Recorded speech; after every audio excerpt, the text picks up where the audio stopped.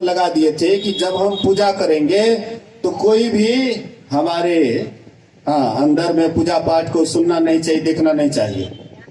तो वह गेट लगा देते थे और तब सेठ जी पूजा करते थे। पूजा में क्या करते थे, फूल पान अगरबत्ती वगैरह चढ़ा देते थे और अगरबत्ती घुमाते थे। मैं मर जाऊं तुझे न बजाऊं, मैं मर जाऊं तुझे न बजाऊं, सोना के ईटा को, मैं मर जाऊं तुझे न बजाऊं, मैं मर जाऊं तुझे न बजाऊं, ये यही मंत्र पढ़ते थे ना। खूब एकदम अगरबत्ती घुमाते थे सोना की ईट को। तो देखते धीरे धीरे जो है एक महापुरुष, जब आप अधिक भटक जाते हैं तो कोई संत महापुरुष आपके जीवन में आता है। देखिएगा कितनों गड़बड़ से गड़बड़ आदमी होता है, कितनों गलत से गलत आदमी होता है, लेकिन जब पाप का भंडा जब अधिक हो जाता है तो संत महापुरुष को उनके पास जाना पड़ता है, उसको सुधारने के लिए, उनको सही रास्ता बताने के लिए। अंगुलीमाल बहुत बड़ा डाकू था, भगवान बुद्ध को जाना पड़ा उसको सुधारने के लिए। वाल्मीकि रत्नाकर बहुत बड़े डाकू थे, उनको सुधारने के लिए जाना पड़ा किनको, नारद बाबा को। ऐसे ही आपके पास में अधिक जब पाप होने लग जाता है, संत महात्मा दयार्धवश आपके पास जाता आपको सही रास्ता पर लाने के लिए। एक महात्मा जी योग बल से अंदर प्रवेश कर जाते, जहां पर वे पूजा कर रहे थे, अगरबत्ती घुमा रहे थे, मैं मर जाऊं तुझे न भजाऊं, पूजा कर रहे थे, और महात्मा जी वहां पर प्रवेश कर गए योग बल से। कहते सेठ जी बड़ा बढ़िया तरीका है आपको पूजा करने का। बोलिए श्री सदगुरु। लजा गए, क्योंकि बढ़िया तरीका नहीं था। बढ़िया तरीका होता तो लजाते नहीं। कहते सेठ जी बहुत बढ़िया पूजा कर रहे हैं, वाह। अच्छा एक बात बताइए सेठ जी, अगर मैं आपको आशीर्वाद दे दूं कि आप जिसको छूइए वही सोना हो जाएगा, तब कैसा रहेगा? तुरंत बाबा का पैर पकड़ लिए, दवा ले लिए, बाबा आशीर्वाद कर दीजिए, बाबा आशीर्वाद कर दीजिए। हाँ, जिसको मैं छू वही सोना हो जाए।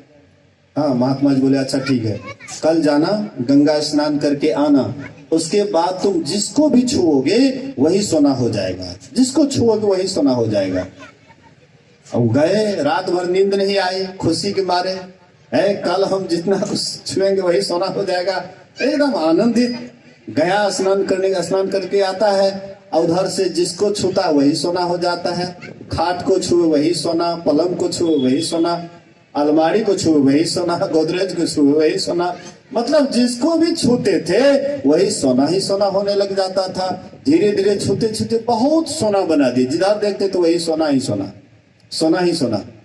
अंत में जलपान का समय हो जाता है, 9-10 बज जाता है, भूख लग जाती है। पत्नी से कहते हैं कि जलपान कराओ, तो चूड़ा मुढ़ी दिए जो यहाँ पर चल रहा है। बोलिए श्री सदगुरु महाराज की जब हर दिन चूड़े मुढ़ी रात को। बोलिए श्री सदगुरु। तो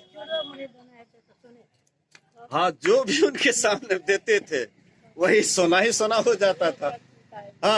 होते होते बेचारे जलपान दिए, उसको छुए वह भी सोना, पानी का लोटा दिए, उसको छुए वही भी सोना।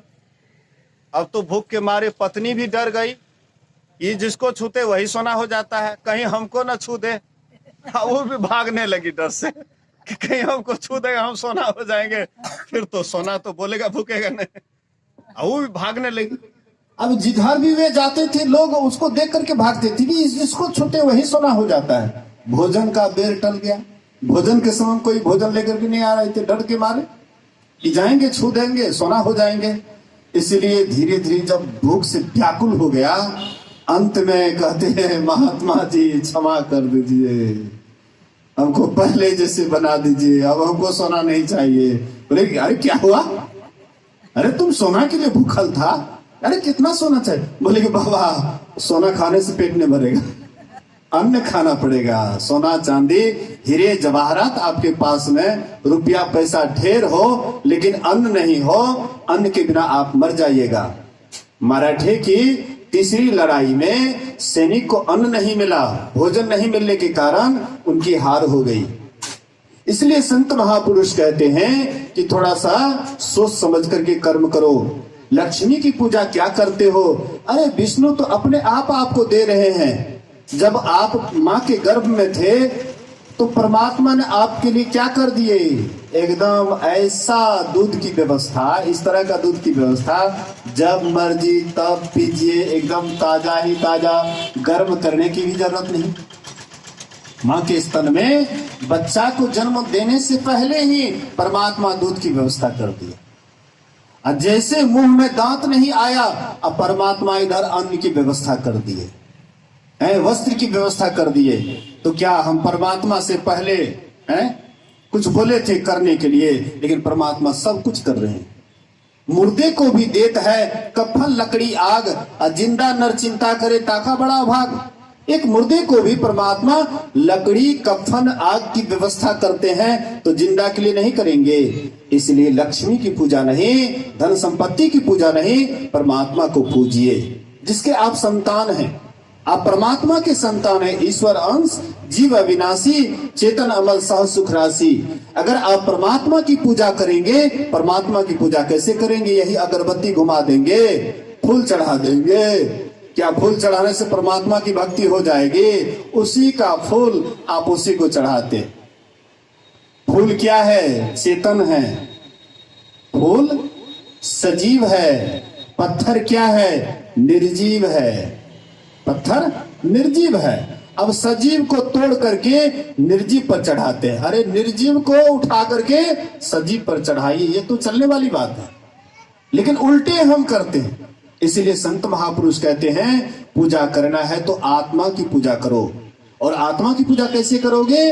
जब तक सदगुरु से जान करके ध्यान नहीं करोगे, तब तक आत्मा की पूजा नहीं होगी। इसलिए आरती कीजिए आत्म पूजा, सतपुरुष की और नहीं दूजा। अगर आरती करना है तो आत्म पूजा कीजिए, एक सतपुरुष की परमात्मा की पूजा कीजिए और दूसरे की पूजा नहीं। एक सधे सब साधे सब जाए, रही मन सींचे मूल को तो फले फूले अघाए। अगर हम वृक्ष के जड़ में पानी डाल देते हैं तो पत्ता डाल सहित सब में पानी हो जाता है। लेकिन अगर पत्ता पत्ता पर पानी डालते हैं तो वृक्ष ऐसे ही रह जाता है। इसी तरह से एक परमात्मा की भक्ति करने से 33 करोड़ देवी देवता की भक्ति हो जाती है। परमात्मा जड़ है, एक जड़ की पूजा कीजिए, लेकिन बिना गुरु से ज्ञान नहीं होता है। गुरु बिना ज्ञान नाही, गुरु बिनो ध्यान नाही, गुरु बिना आत्म विचार नालह तू है। बिना गुरु के ज्ञान नहीं होगा, बिना गुरु का ध्यान नहीं होगा, और बिना गुरु का आत्म विचार को आप नहीं समझ सकते हैं। जो आत्मज्ञानी होता है वही आपको आत्मज्ञान समझा सकता है। जो स्वयं अज्ञानी है वो आपको क्या समझाएंगे, वो आपको क्या राह बताएंगे? अंधे से पूछिए रास्ता, अंधा क्या आपको रास्ता बताएंगे? जो आंख वाले हैं वही आपको रास्ता दिखाते हैं। तो संत सदगुरु आंख वाले हैं, उनके चरण शरण में जाइए, उनसे भेद लेकर गुरु से भेद जो लीजिए। शीश दीजिए दान, बहुतक बोधु बह गए, राखे जीव अभिमान। अगर इस तरह से करेंगे, इस लोक में हमारा जीवन सुखी होगा, यहाँ से जाने के बाद भी सुखी होगा। इसी वचन के साथ हम आप आरती की ओर चलेंगे। और फिर कल का दोनों वक्त का सत्संग है, दोनों समय का सत्संग है कल, इसलिए आप सब कोई जमजुट करके आएंगे। यहाँ के ग्रामीण लोग भी, इस क्षेत्र के लोग भी इस आवाज को सुनते हैं, वे लोग भी आएंगे और दोनों समय के सत्संग में भाग लेंगे। बिना पैसा का पुण्य, सत्संग में कोई पैसा खर्च नहीं होता है, लेकिन बहुत पुण्य होता है। हम आपको पता नहीं है इसलिए नहीं पैर बढ़ाते हैं। संत मिलन को जाइए, तजी माया अभिमान, जो जो पग आगे धरे, कोटि यज्ञ समान। एक यज्ञ करने में लाखों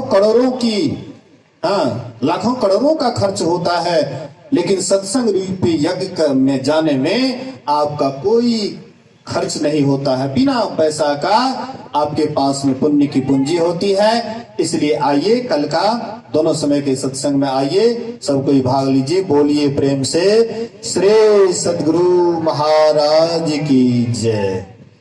आरती संग